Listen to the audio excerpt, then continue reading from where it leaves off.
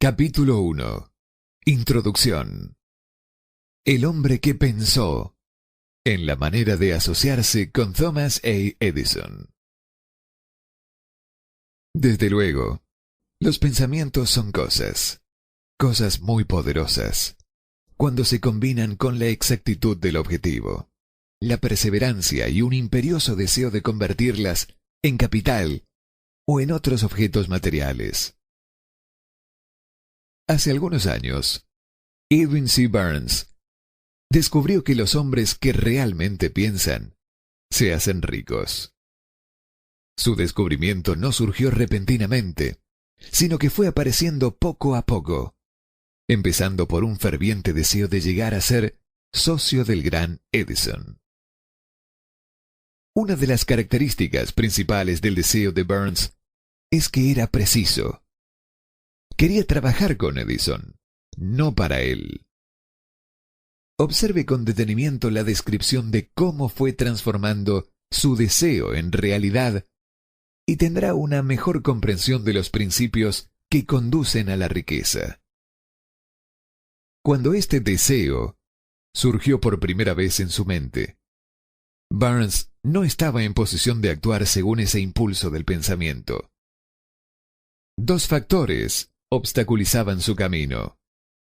No conocía a Edison y no tenía bastante dinero para pagarse el pasaje en tren hasta Orange, New Jersey. Estas dificultades hubieran bastado para desanimar a la mayoría de los hombres en el intento de llevar a cabo su anhelo. Pero el suyo no era un deseo ordinario.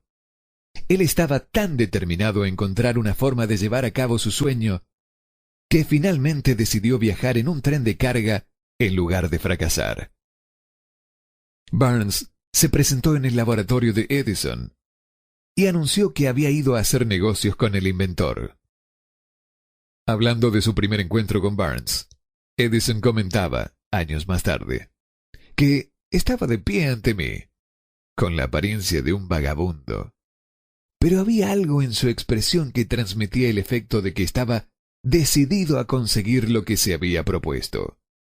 Yo había aprendido, tras años de experiencia, que cuando un hombre desea algo tan imperiosamente, que está dispuesto a apostar todo su futuro a una sola carta para alcanzarlo, tiene asegurado el éxito. Le di la oportunidad que me pedía, porque vi que él estaba decidido a no ceder hasta triunfar. Los hechos posteriores demostraron que no me equivoqué. No podía haber sido el aspecto del joven lo que le proporcionara su comienzo en el despacho de Edison, ya que ello estaba definitivamente en su contra. Lo importante era lo que él pensaba. Si el significado de esta afirmación se podría llevar a cada persona que la lee, no habría necesidad del recordatorio de este libro. Burns no consiguió su asociación con Edison en su primera entrevista.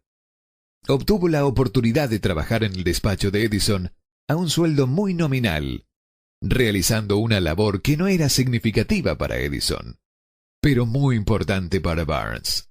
Esto porque le daba una oportunidad de mostrar su mercancía, donde su prospecto socio podría verlo. Transcurrieron los meses. En apariencia, nada había sucedido que se aproximase al codiciado objetivo que Burns tenía en mente como su propósito inicial y preciso. Pero algo determinante estaba aconteciendo en los pensamientos de Burns. Intensificaba constantemente su deseo de convertirse en socio de Edison. Los psicólogos han afirmado, con todo acierto, que cuando uno está realmente preparado para algo, aparece.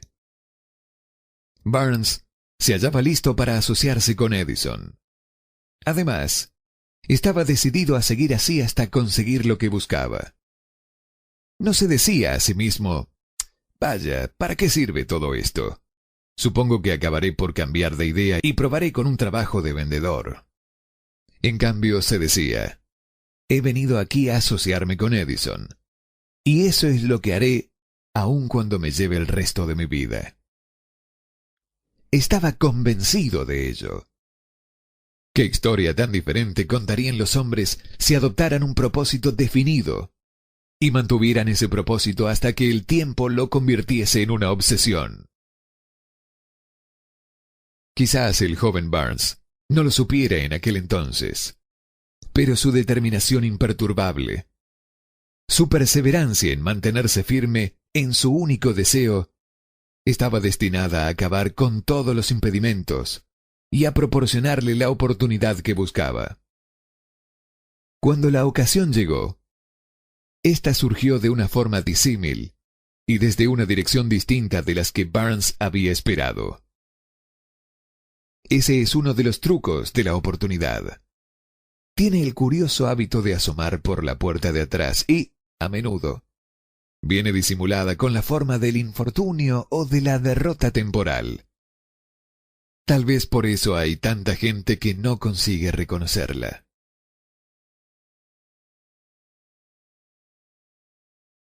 Edison acababa de perfeccionar un nuevo invento, conocido en aquella época como la máquina de dictar de Edison, llamada también edífono.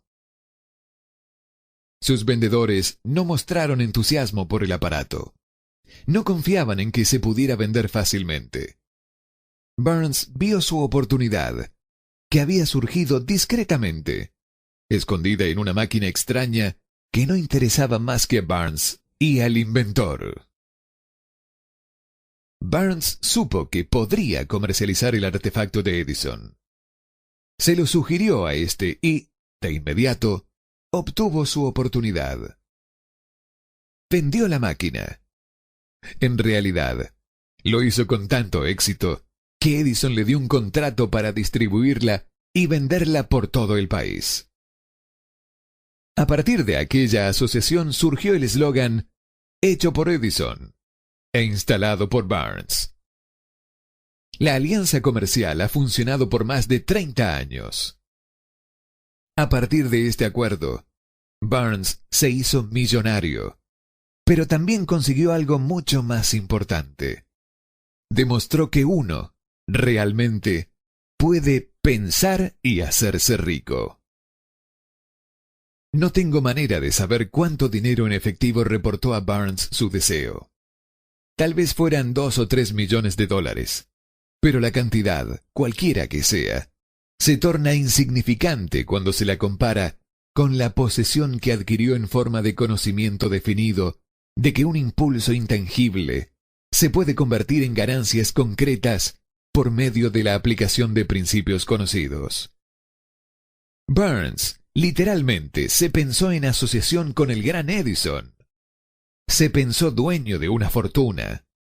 No tenía con qué empezar, excepto la capacidad de saber lo que quería y la determinación de permanecer fiel a ese deseo, hasta haberlo alcanzado. No tenía dinero para empezar. Tenía poca educación. No tenía influencias, pero sí tenía iniciativa, fe y deseo de ganar. Con estas fuerzas intangibles, se transformó en el número 1, como el inventor más grande que jamás ha vivido. Ahora veamos una situación completamente diferente y estudiemos un hombre que tuvo una total evidencia tangible de riqueza, pero la perdió, debido a que se detuvo 3 pies antes de llegar a la meta que estaba persiguiendo. A 1 metro del oro. Una de las causas más comunes del fracaso es el hábito de abandonar cuando uno se ve preso de un fracaso temporal. Todos son culpables de este error en un momento u otro. Un tío de R.B. Derby se vio ilusionado con la fiebre del oro, en los días en que era una condición endémica. Se fue al oeste a cavar para hacerse rico. No sabía que se ha sacado más oro de los pensamientos de las personas que de la tierra. Obtuvo una licencia y se fue a trabajar con el pico y la pala. El camino era dificultoso, pero su deseo de oro era categórico. Después de varios meses de trabajo, obtuvo la recompensa de descubrir una veta de brillante mineral. Necesitaba maquinaria para extraer el elemento. Con discreción, cubrió la mina, volvió sobre sus pasos a su hogar en Williamsburg, Maryland, y les contó a sus parientes y a algunos vecinos del hallazgo. Todos reunieron el dinero necesario para la maquinaria y la enviaron a la mina. Darby y su tío volvieron a trabajar en ella. Extrajeron el primer carro de mineral y lo mandaron a un fundidor. Las utilidades demostraron que poseían una de las minas más ricas de Colorado. Con unos pocos carros más de mineral, saldarían todas las deudas. Entonces empezarían a ganar dinero en grande. Hacia abajo fueron los taladros. Muy altos llegaron las esperanzas de Darby y de su tío. Entonces ocurrió algo. La veta de oro desapareció. Habían llegado al final del arco iris, y la olla de oro no estaba allí. Perforaron en un desesperado intento por encontrar la veta nuevamente, pero fue en vano. Finalmente, acordaron abandonar. Vendieron la maquinaria a un chatarrero por unos pocos cientos de dólares y tomaron el tren de vuelta a casa. El chatarrero llamó a un ingeniero en minas para que observara la mina e hiciera una inspección. El ingeniero informó que el proyecto había fracasado porque los dueños no estaban familiarizados con las vetas falsas. Sus cálculos indicaban que la veta reaparecería a 1 metro de donde los Darby habían dejado de perforar. Allí fue exactamente donde fue hallada. El chatarrero extrajo millones de dólares en oro de aquella mina porque supo buscar el asesoramiento de un experto antes de renunciar. La mayor parte del dinero que entró en el mecanismo fue adquirida a través de los esfuerzos de Earl U. Darby, que en ese entonces era un hombre muy joven. El dinero vino de sus parientes y vecinos, debido a la fe que le tenían. Él devolvió cada dólar de este, a pesar de que le tardó muchos años. Tiempo después, Darby se recuperó sobradamente de su pérdida, cuando descubrió que el deseo se puede transmutar en oro. Eso le ocurrió después de que entrara en el negocio de la venta de seguros de vida. Recordando que había perdido una inmensa fortuna por haber dejado de perforar a 1 metro del oro, Darby aprovechó esa experiencia en el trabajo que había elegido, con el sencillo método de decirse a sí mismo: me detuve a 1 metro del oro, pero nunca me detendré porque me digan no cuando yo intente venderles un seguro. Darby se convirtió en uno de los pocos hombres que venden $1 millón anuales en seguros. Su perseverancia se la debía a la lección que había obtenido de su deserción en el negocio de la minería. Antes de que el éxito aparezca en la vida de cualquier persona, es seguro que éste se encontrará con muchas frustraciones temporales, y tal vez con algún fracaso. Cuando la frustración se adueña del hombre, lo más fácil y lógico que puede hacerse es retirarse. Es lo que la mayoría hace. Más de 500 de los hombres más prósperos que han conocido los Estados Unidos le dijeron al autor que sus mayores éxitos surgieron un paso más allá del punto en que la frustración se había apoderado de ellos. El fracaso es un patrañero con un mordaz sentido de la ironía y la malicia. Goza haciéndonos tropezar cuando el éxito está casi a nuestro alcance. Una lección de persistencia de 50 centavos.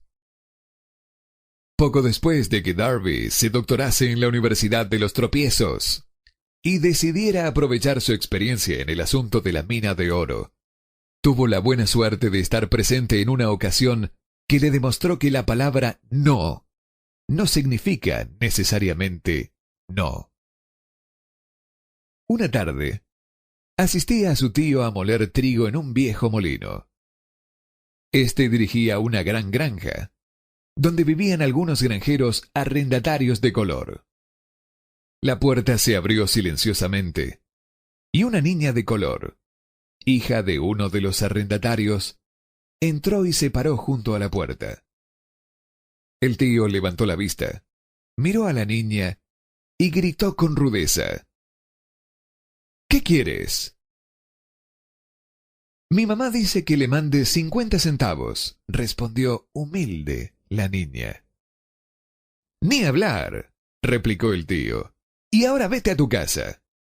Sí, señor, dijo la niña, pero no se movió.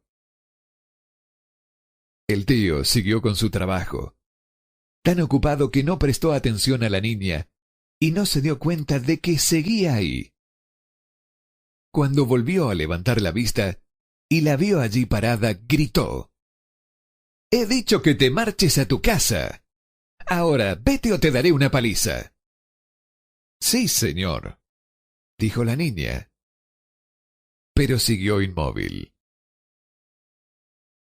El tío dejó un saco de grano que estaba por echar en la tolva del molino. Cogió una tablilla de barril y empezó a acercarse a la niña con una expresión poco tranquilizadora. Darby contuvo el aliento. Estaba seguro de encontrarse a punto de presenciar un asesinato. Sabía que su tío tenía un carácter tremendo. Cuando su tío llegó donde estaba la niña, ella dio un rápido paso al frente. Le miró a los ojos y gritó con todas sus fuerzas: «Mi mamá necesita esos 50 centavos». El tío se detuvo, la miró unos instantes y luego dejó lentamente la tablilla de barril a un lado. Se metió la mano en el bolsillo, sacó $0.50 y se lo ofreció a la niña. Ella tomó el dinero y se encaminó despacio hacia la puerta, sin quitar los ojos del hombre al que acababa de derrotar. Después de que la niña se hubo ido, el tío se sentó en una caja y permaneció mirando por la ventana durante más de 10 minutos. Estaba cavilando, sorprendido, sobre la derrota que acababa de sufrir. Darby también se hallaba reflexivo. Esa era la primera vez en su vida que había visto a un niño de color dominar a un blanco adulto. ¿Cómo lo había hecho? ¿Qué le había ocurrido a su tío para que perdiera su ferocidad y se volviera dócil como un cordero? ¿Qué extraño poder había empleado esa niña para hacerse dueña del momento? Estas y otras preguntas similares llenaban la mente de Darby, pero no halló las respuestas hasta muchos años después, cuando me relató la historia. Curiosamente, el relato de esa extraña experiencia la escuché en el viejo molino, el mismo sitio donde su tío recibió la lección. Extraordinariamente también, dediqué casi un cuarto de siglo al estudio del poder que le permitía a una analfabeta niña de color conquistar a un adulto inteligente. En aquel polvoriento y viejo molino, el señor Darby me relató la historia del extraño triunfo y terminó preguntándome: ¿cómo entiende esto? ¿Qué oculto poder guardaba esa niña para dominar por completo a mi tío? La respuesta a esa interrogante la encontrará en los principios que se describen en este libro. La respuesta es categórica y completa. Contiene detalles e instrucciones suficientes para que cualquiera entienda y aplique la misma fuerza con la que la niña se encontró de forma accidental. Manténgase alerta y observará el extraño poder que acudió en ayuda de la niña. tendrá un vistazo de ese potencial en el próximo capítulo. En alguna parte del libro encontrará una idea que avivará su capacidad receptiva y pondrá a su alcance, para su propio beneficio, ese mismo poder irresistible. La comprensión del mismo puede aparecer ante usted en el primer capítulo, o tal vez surja en su conciencia más adelante. Puede presentarse en forma de una sola idea, o quizá la encuentre en la naturaleza de un plan o en un propósito. Una vez más, puede hacerle volver sobre sus pasadas experiencias de frustración o de fracaso, para aportar alguna lección mediante la cual usted recupere todo lo que había perdido en su derrota.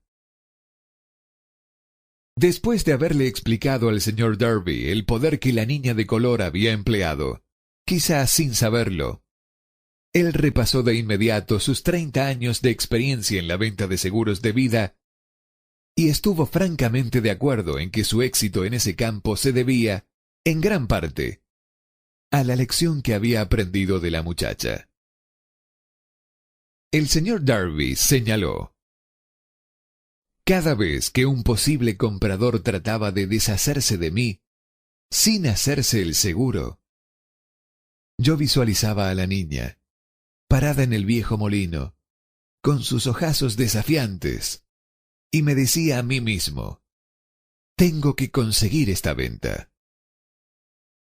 La mejor parte de las ventas que he hecho han sido a personas que me habían dicho que no.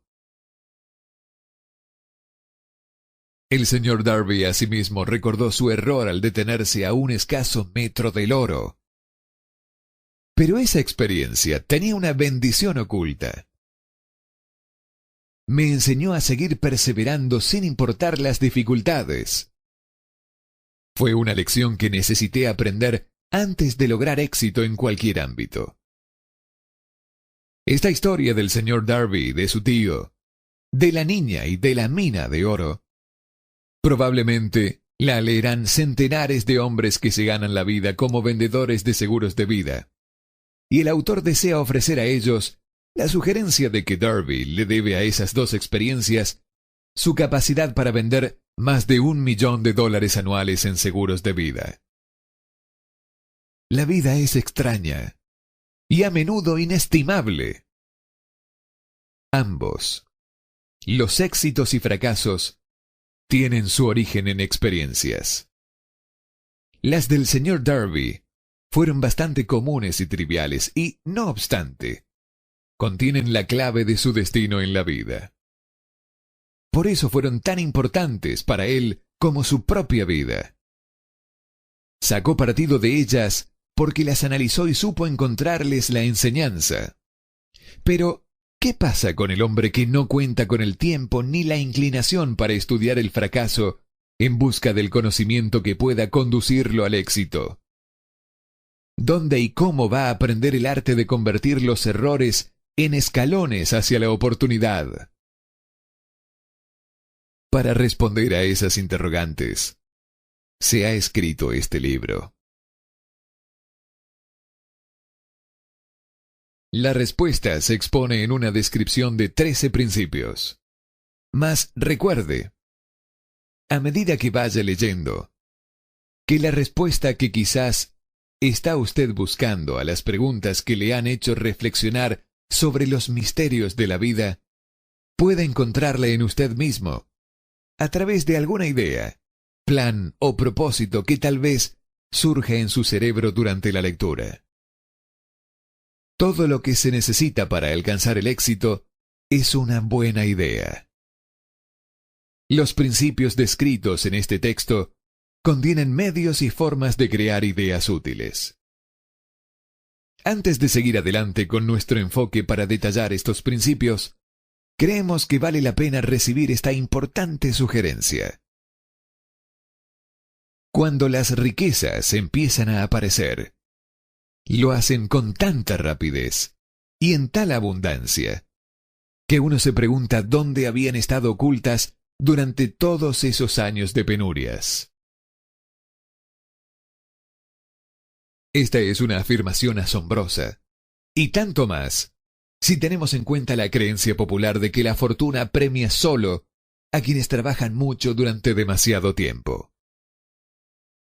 Cuando usted comience a pensar y a hacerse rico, observará que la riqueza surge de un estado mental, con un propósito determinado, con poco trabajo duro o sin trabajo duro alguno.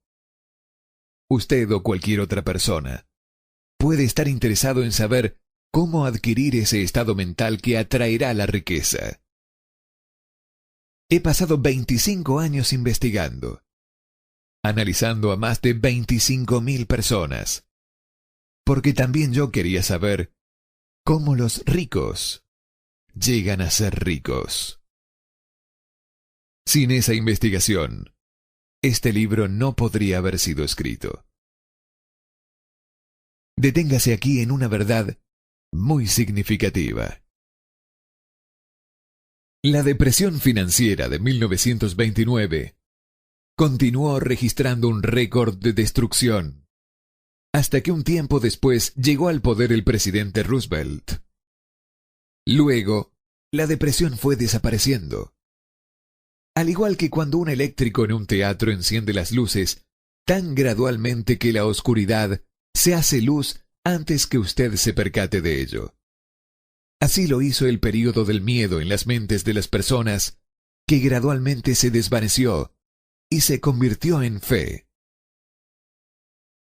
Observe con gran atención, tan pronto como domine los principios de esta manera de pensar, y empiece a seguir las instrucciones para aplicar esos principios, que su nivel económico empezará a aumentar, y que todo lo que usted toque comenzará a transmutarse en haberes para su propio beneficio. ¿Imposible? De ninguna manera. Una de las mayores debilidades de la especie humana es la típica familiaridad del hombre con la palabra imposible. Él conoce todas las reglas que no darán resultado. Sabe todas las cosas que no pueden hacerse. Este libro se escribió para quienes buscan las reglas que han hecho de otras personas de provecho y están dispuestos a jugárselo todo con esas reglas. Hace muchos años, compré un fino diccionario. Lo primero que hice fue buscar la palabra imposible y cuidadosamente removerla del libro. Eso sería algo bastante inteligente que usted podría hacer. El éxito le llega a las personas que se vuelven conscientes de él. El fracaso le llega a las personas que se permiten volverse conscientes del fracaso. El propósito de este libro es ayudar a quien quiera aprender el arte de cambiar de enfoque, del fracaso al triunfo. Otra debilidad que se encuentra en demasiadas personas es el hábito de medirlo todo y a todos por sus propias impresiones y creencias. Quienes lean esto creerán que jamás podrán pensar y hacerse ricos, porque sus hábitos de pensamiento se han empantanado en la pobreza, el deseo, la miseria, los errores y la derrota. Estas personas, lamentablemente, me recuerdan a un chino distinguido que fue a los Estados Unidos a recibir una educación americana. Acudía a la Universidad de Chicago. Un día, el presidente Harper se encontró con ese joven oriental en el campus. Se detuvo a charlar con él unos minutos y le preguntó qué le había impresionado como la característica más destacable del pueblo estadounidense. Bueno, replicó el estudiante, la extraña forma de sus ojos. Tienen unos ojos rarísimos. ¿Qué decimos nosotros de los chinos? Nos negamos a creer lo que no entendemos. Pensamos neciamente que nuestras propias limitaciones son el patrón adecuado de las limitaciones. Por supuesto, los ojos de los demás son rarísimos, porque no son como los nuestros. Millones de personas ven los logros de Henry Ford después que él llegó y lo envidian, debido a su buena fortuna, suerte o genio, o lo que sea a lo que se debe la fortuna de Ford. Quizás una persona de cada cientos de miles saben el secreto del éxito de Ford, y aquellos que lo conocen son muy modestos o muy reticentes a hablar sobre ello, debido a su simplicidad.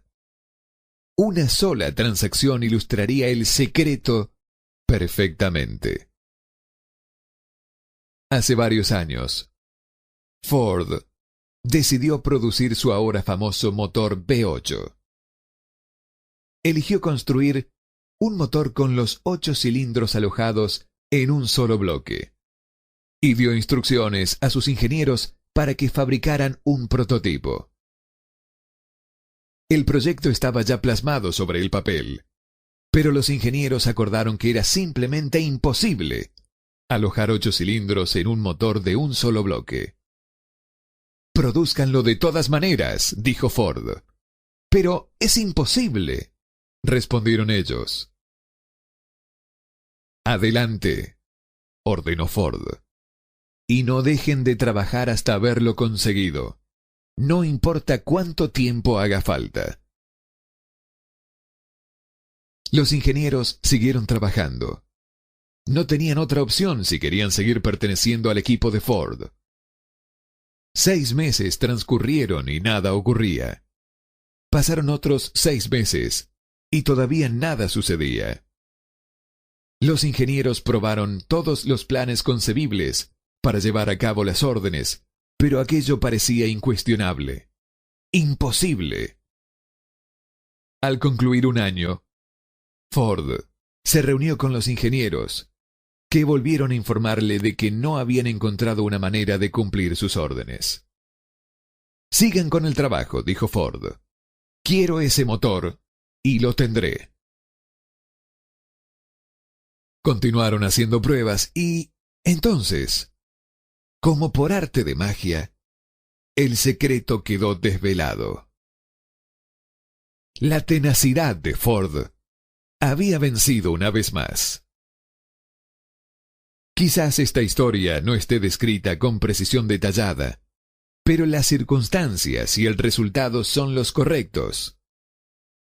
Deduzca de ella, usted que desea pensar y hacerse rico, el secreto de los billones de Ford, si puede. No tendrá que buscar tan lejos. Henry Ford tuvo éxito porque comprendió y aplicó los principios del éxito. Uno de ellos es el deseo. Saber lo que uno quiere. Recuerde esta historia de Ford mientras lee y señale las líneas en que se describe el secreto de su extraordinaria obra.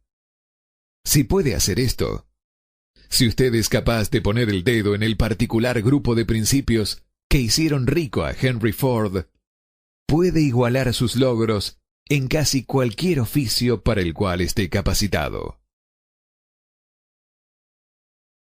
Usted es el maestro de su destino, el capitán de su alma, porque cuando Henley escribió las proféticas líneas, «Soy el maestro de mi destino, soy el capitán de mi alma», debió habernos comunicado que somos los maestros de nuestro destino, los capitanes de nuestras almas, porque tenemos el poder para controlar nuestros pensamientos. Debió habernos dicho que el cosmos en el cual esta pequeña tierra flota, en el cual nos movemos y vivimos nuestra existencia, es una forma de energía en movimiento a una frecuencia altísima de vibración, y que este cosmos está repleto de una forma de poder universal que se adapta a sí misma a la naturaleza del pensamiento que tenemos en nuestras mentes y nos influencia de maneras naturales a transformar nuestros pensamientos en su equivalente físico. Si el poeta nos hubiese enseñado esta gran verdad, hubiésemos sabido por qué somos los maestros de nuestro destino, los capitanes de nuestras almas. Él nos debería haber indicado, poniendo gran énfasis, que este poder no intenta discriminar entre los pensamientos destructivos y constructivos que nos urgen a traducir en realidad física los pensamientos de pobreza, tan rápidamente como nos influencian a actuar sobre nuestros pensamientos de riqueza. Debería habernos enseñado, también, que nuestros cerebros se vuelven magnetizados con los pensamientos que dominan nuestras mentes por mecanismos que no conoce el ser humano. Estos magnetos nos atraen a las fuerzas, personas y circunstancias de la vida que están en equilibrio con la naturaleza de nuestros pensamientos predominantes. Él debió decirnos que antes que podamos acumular fortunas en gran abundancia, debemos magnetizar nuestras mentes con un intenso deseo por riquezas, que debemos volvernos conscientes de la riqueza, hasta que el deseo por ella nos impulse a crear estrategias definitivas para tenerla. Pero al ser un poeta y no un filósofo, Henley se conformó señalando una gran verdad en forma poética, dejando que sus seguidores interpreten el contenido filosófico de estas líneas. Poco a poco, la verdad ha ido desvelándose, hasta que ahora parece cierto que los principios descritos en este libro contienen el secreto del dominio sobre nuestro destino económico. Ahora estamos listos para examinar el primero de estos principios. Mantenga usted un espíritu de apertura mental y recuerde mientras lee que estos principios no son invento de hombre alguno. Estos fueron acumulados de la experiencia de vida de más de 500 hombres que realmente acumularon grandes riquezas en cantidades descomunales. Hombres que comenzaron en la pobreza, con poca educación y sin influencias. Los principios funcionaron para estos hombres. Usted puede ponerlos a funcionar por su propio beneficio permanentemente. Verá cuán fácil es. Antes de leer el siguiente capítulo, quiero señalar que este transmite información verdadera que podría fácilmente cambiar su destino financiero, como definitivamente ha traído cambios de impresionantes proporciones para dos personas descritas. Quiero mencionarle además que la relación entre estos dos hombres y yo es tal que no podría haberme tomado ninguna libertad con los hechos, incluso si es que así lo hubiera deseado. Uno de ellos ha sido mi amigo personal por más de 25 años. El otro es mi propio hijo. El éxito inusual de ambos, éxito al cual generosamente le dan crédito al principio descrito en el capítulo siguiente, éxito al cual generosamente le dan crédito al principio descrito en el capítulo siguiente, es una justificación más que suficiente a esta referencia personal como un medio de destacar el poder de este principio. Hace más de 25 años, pronuncié un discurso en la ceremonia de graduación en el Salem College en Salem, Virginia Oeste. Enfaticé el principio detallado en el capítulo siguiente con tanta pasión que uno de los miembros de la clase que se graduaba se apropió del mismo, haciéndolo parte de su filosofía de vida. Este hombre es hoy parte del Congreso y un elemento importante para la presente administración de Franklin D. Roosevelt. Justo antes de que este libro fuera entregado al editor, él me escribió una carta en la que expresa claramente su opinión sobre el principio delineado en el capítulo siguiente. Decidí publicar su carta como introducción a dicho capítulo. Esta entrega una idea de los beneficios que le aguardan. Estimado Napoleón, mi servicio como miembro del Congreso me ha entregado una visión más profunda sobre los problemas de hombres y mujeres. Estoy escribiendo para ofrecer una sugerencia que puede ser de ayuda a millares de personas. Con disculpas, debo asegurar que el consejo, si se actúa de acuerdo a él, significará varios años de trabajo y responsabilidad para usted. Sin embargo, hago la sugerencia debido a que conozco su gran amor por ofrecer un servicio útil. En 1922, usted pronunció un discurso en la ceremonia de graduación en el Salm College, fecha en la cual yo era miembro de dicha clase.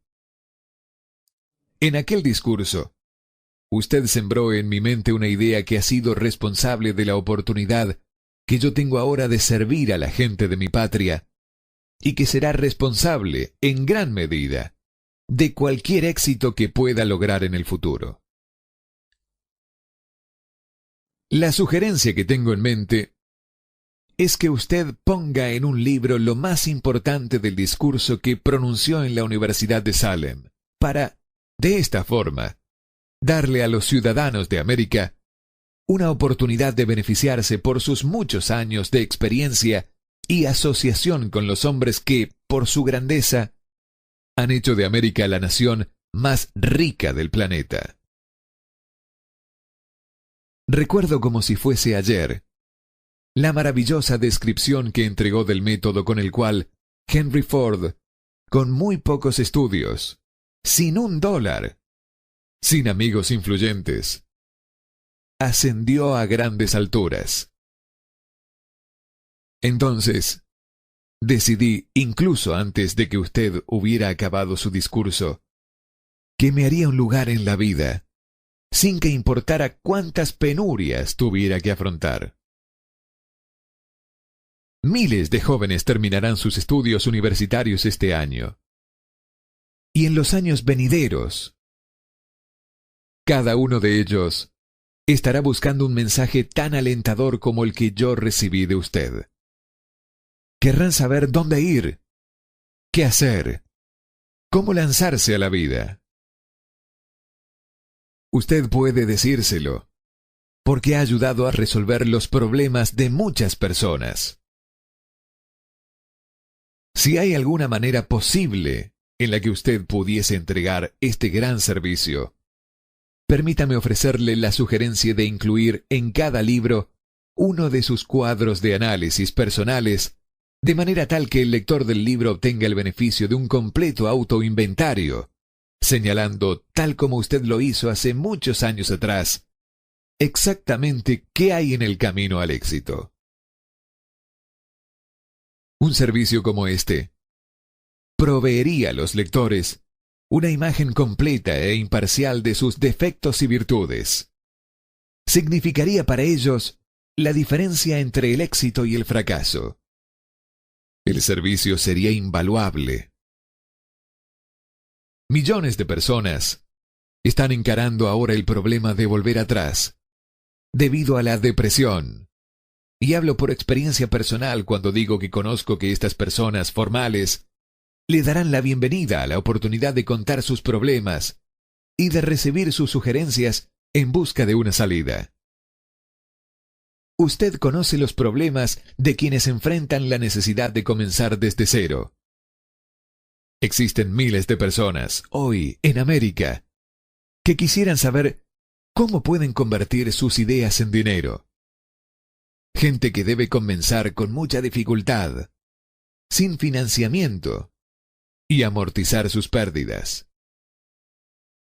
Si alguien puede ayudarles, es usted. Si publica el libro, me gustaría tener el primer ejemplar que salga de la imprenta, autografiado por usted. Con mis mejores deseos, créame, cordialmente suyo.